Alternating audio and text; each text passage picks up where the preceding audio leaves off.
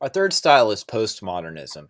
Now, I want to stress immediately that just because we call something post doesn't mean that what existed before it has gone away.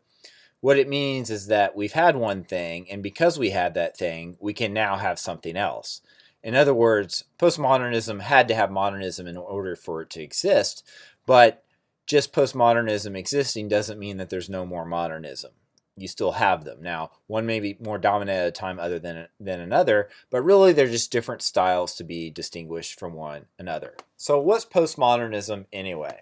It's a term that gets thrown around a lot, and for a lot of different reasons. So what I'm talking about here is strictly thinking about postmodernism in art and style versus realism and modernism. So formal characteristics of postmodernism. What is postmodernist approach to style?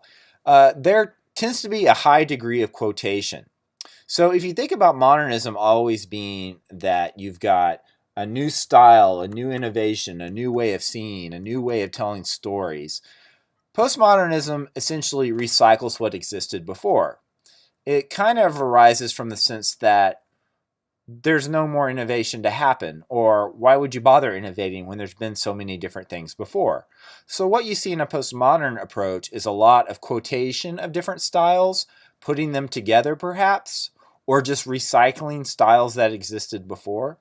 And this isn't a judgment on quality when we say recycling. It's just a strategy that is common in what we call postmodernist style. So pastiche is again a French term that refers to this bringing together of styles that existed before in particular times and places for particular reasons, perhaps.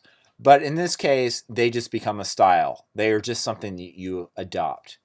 In postmodernism, there's also an emphasis on surfaces rather than some kind of deep meaning.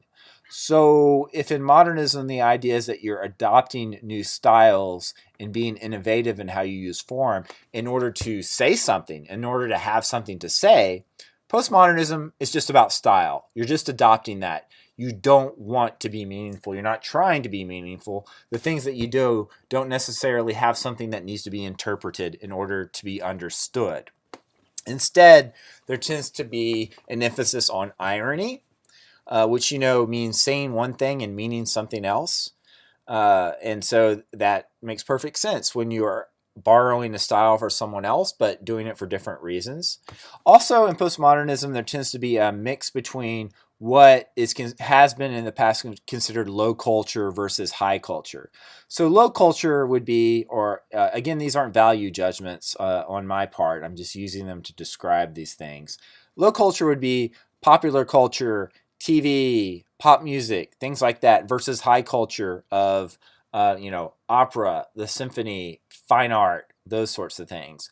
Postmodernism brings them all together. They just become different styles, different things to mine and recycle. They all get mixed together.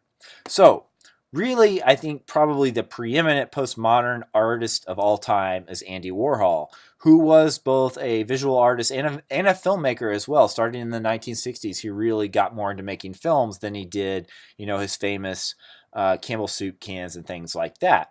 But if you are familiar at all with his art, that's what he did. He made paintings of soup cans or soap boxes and things of that nature.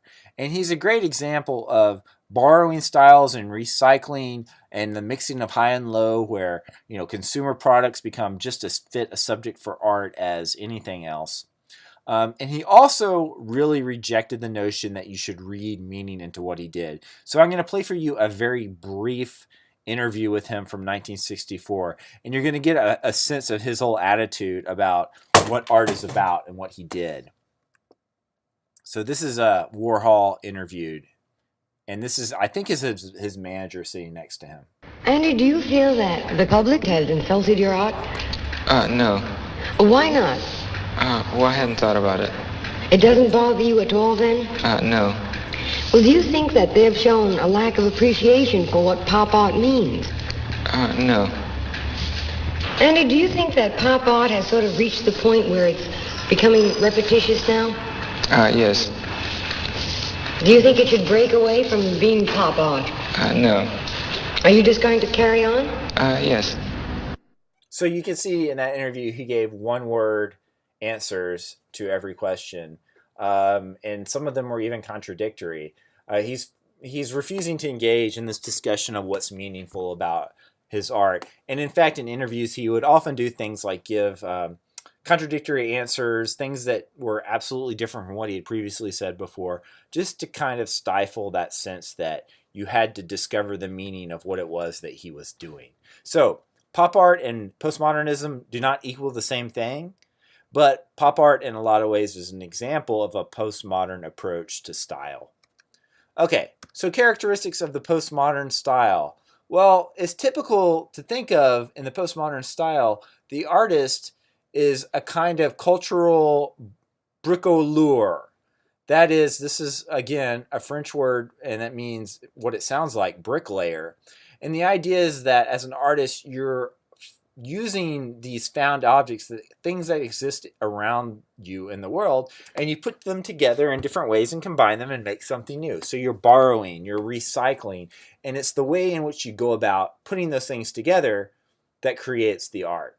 So again, this isn't a judgment call, but it's thinking about really at this point in time, artists do not invent out of thin air. They're borrowing from what came before them, and if they're putting them together in individual, unique ways, then it's just as worthy as anything else. Okay, and in critical studies, we often talk about signifiers, the term signifiers, and the signifiers and signified. And I know that Nichols goes on at length about this in his book, so I'm not going to.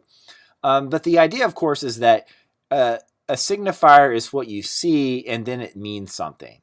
And postmodernism, rather than it relating to meaning something, is simply referencing something else that we've seen. That is, signifiers refer to other signifiers. There's no there. In other words, this general lack of meaning.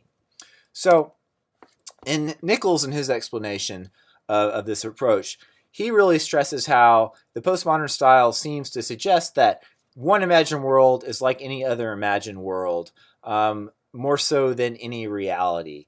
That is, these worlds of art exist free of each other and are just as important as each other. And in a lot of ways, even the realist approach is just nothing more than a style itself. A great example of postmodern filmmaking is the film Pulp Fiction by Quentin Tarantino. That film, in a lot of ways, shares these postmodern characteristics, and then it blends styles of kung fu movies and blaxploitation films. It has stars like John Travolta in it, who up to this time was best known for having been in Saturday Night Fever 15 years earlier. And it also has a very non-linear structure. It jumps around in time. And a lot of the film is about not the narrative of what happens, but the conversations between people and what they say and how it's funny and the different things that we see Young lady, take what place. is your name?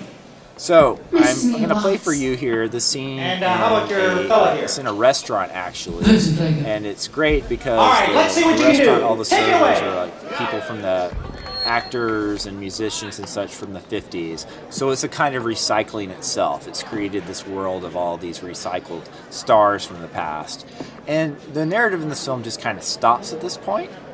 And in this scene, we see the actress Uma Thurman and John Travolta's character engage in this long dance scene. It was a teenage wedding and It's they really all not wished important him well. as a kind of plot point in any way. You We could talked see about that the the air traditional did narrative, truly there's this love the cause and matter effect, was there. everything that you see, you understand is And something now the else. young monsieur In this and case, madame have rung the chapel The bell. pleasure in the scene and what it's about C'est is la really vie, hard to c'est the old divorce folks. It from goes to show you never can John tell. Travolta, who John Travolta is, and They the way in furnished which, off an particularly at this apartment point in with a time, two-room robot he was safe. most known as the disco dancer. The coolerator was crammed with TV dinners So part of and the pleasure ginger here is ale. indeed, seeing the characters and the chemistry But between when these Pierre characters. found work, the little But money it also has coming to do worked out with well. the pleasure of this pop culture C'est la thing, vie, c'est John the old Travolta folks. Goes dancing to show you together. never can tell. They had a high-five phono, boy, So did again, you let something I it recommend you blast. checking out. A good example of postmodernism 700 little records, recycling of all various rock, different rhythm, and styles and jazz. structures into having But when the sun went down, the rapid this tempo of the interesting music film fell. to watch and try to make sense of and see. C'est la vie, say the old folks. Go to show you never